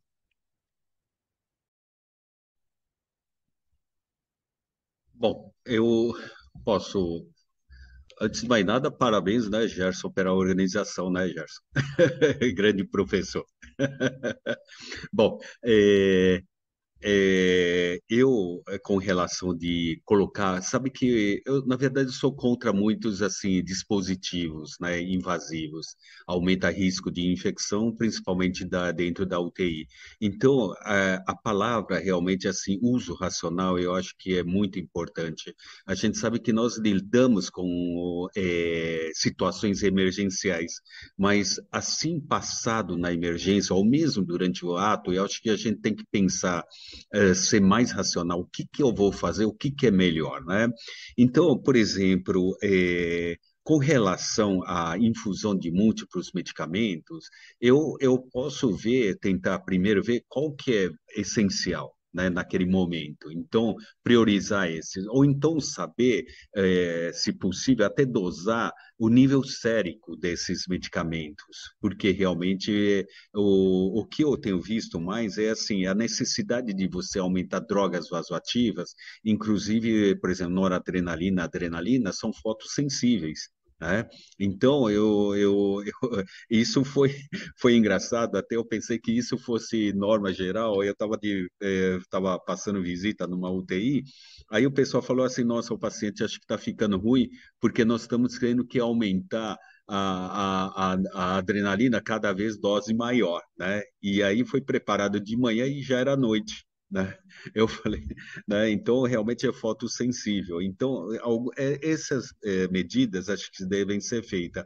Agora com relação, eu acho que assim o maior risco mesmo de interações durante a infusão é a nutrição parenteral. E agora o pessoal está fazendo muito infusão de propofol contínuo. Eu sou o contrário a essa arte, né? Essa de fazer propofol contínuo, né? Eu acho que propofol é ainda mais para procedimento, coisa, mas eu ainda tenho esse receio.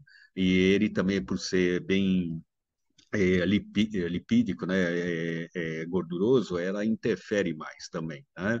Então, para esses casos, eu acho que assim haveria, se for possível, um outro medicamento que pode ser infundido via periférica, né? Eu acho que seria importante.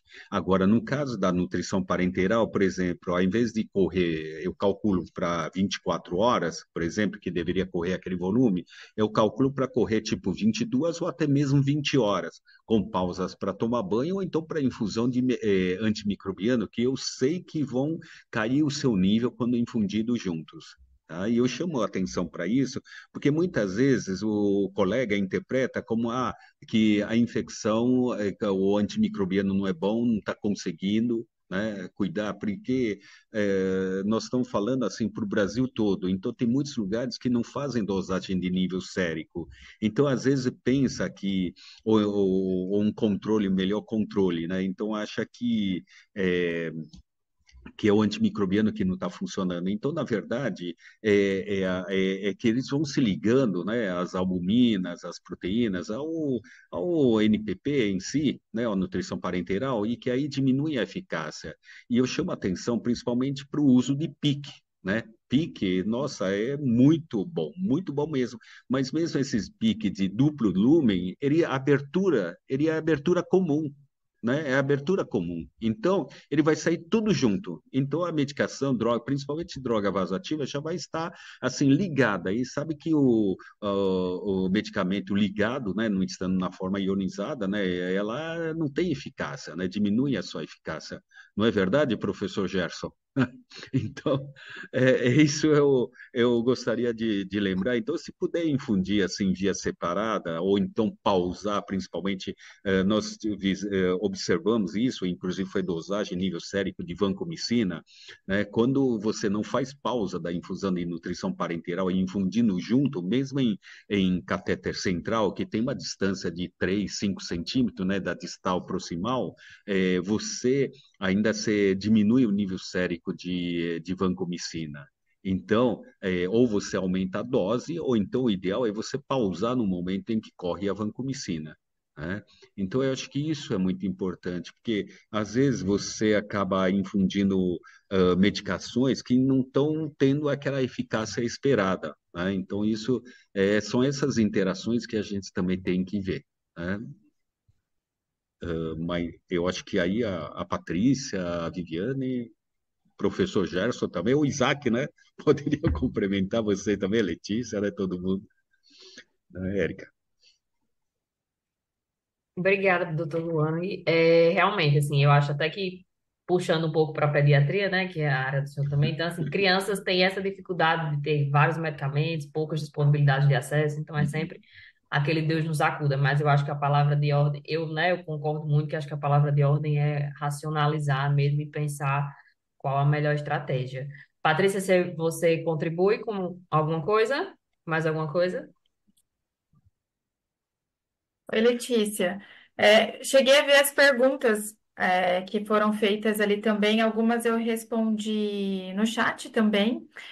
Quando eu vi a pergunta em relação ao ajuste de dose de antimicrobianos, eu até, durante a apresentação, eu falei, tem que ter um cuidado para a gente não colocar o antimicrobiano num balaio só, né? A gente tem uma classe, né, de antimicrobianos e daí a gente tem as suas particularidades.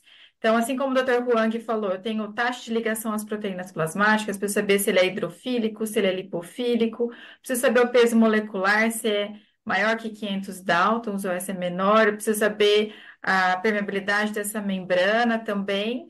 E até coloquei 3 referências ali no chat para o pessoal consultar também e que a informação que eu trouxe sobre a piperacilina tazobactam é do Sanford Guide, né? Então, sempre eu faço a análise de pelo menos 3 referências, daí fica muito mais fácil para a gente fazer uma abordagem também. E sempre quando eu faço ajuste de dose, seja para otimizar ou o ajuste de dose no paciente, vamos supor, na diálise intermitente, é uma discussão com o médico intensivista, com o infecto, com o nefrologista. Eu não bato esse martelo sozinha, né? E tem toda a situação de individualização de dose para aquele paciente. Eu preciso saber se está com uma infecção por bactéria multidroga resistente, se esse paciente está iniciando a dose desse antimicrobiano. Por muitas vezes a gente vai ser conservador, né? Por muitas vezes não, a dose inicial a gente vai ser conservador, a gente vai fazer a dose cheia e por vezes tem toda essa situação para a gente avaliar no momento para realizar o ajuste de dose para esse paciente. E tem as situações também se esse paciente está utilizando um antimicrobiano hidrofílico e se esse paciente, vamos supor, ele não está em diálise, mas é um paciente que está utilizando diuréticos. Eu preciso fazer o cálculo do clearance de creatinina desse paciente. Às vezes ele está com uma filtração muito além do esperado para esse paciente nesse quadro clínico. Tem que haver o estudo para avaliar, para a gente otimizar a dose desse antimicrobiano. Ótimo. Se alguém quiser, alguém tiver alguma dúvida, mais alguma contribuição, eu acho que no chat foi.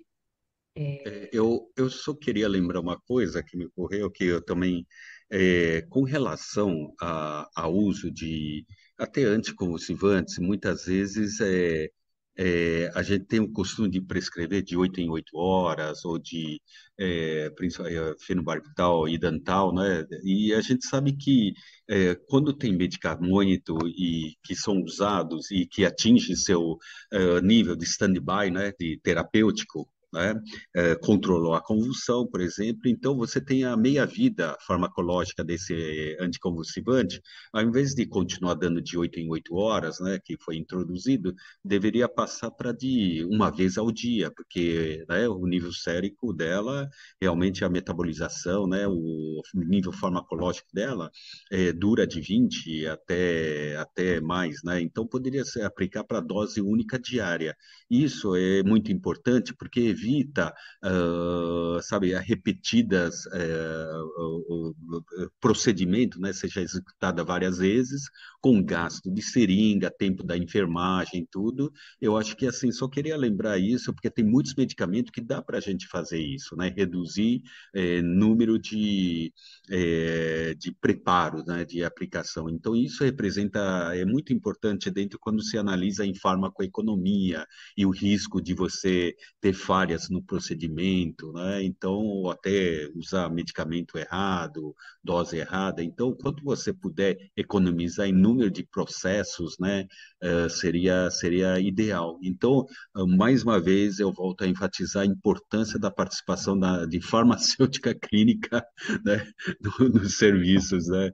E a enfermagem realmente conferindo, vendo aprazando, né? Vendo o horário das medicações, isso é muito importante, né? A prescrição se está adequada, todo mundo tem que realmente assim trabalhar em equipe mesmo.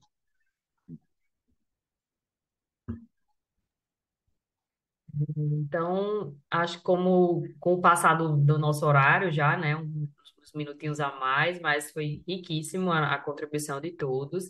Agradecer a presença de todo mundo. Acho que se ninguém tiver mais nada a acrescentar, nenhuma dúvida, nenhum comentário, fica aqui meu obrigado a todos os participantes, moderadores e apresentadores, os participantes que ficaram assistindo com a gente até agora. E eu acho que podemos encerrar. Isso, e já está programado, mas acho que alguns não sabem, né? O nosso próximo tema será interações medicamentosas perigosas.